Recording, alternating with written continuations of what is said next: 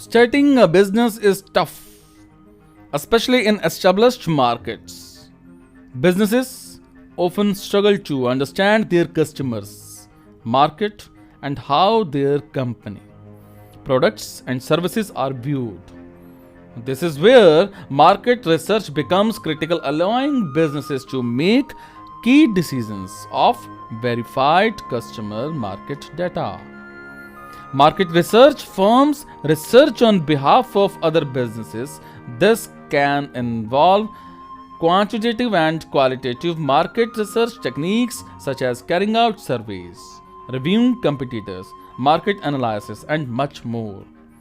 To get started as a market research firm, you will need to have a background in market research itself or business intelligence.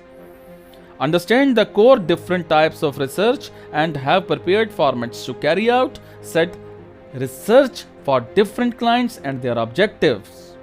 You will also need to understand how to write reports summarizing the finding from market to present a client.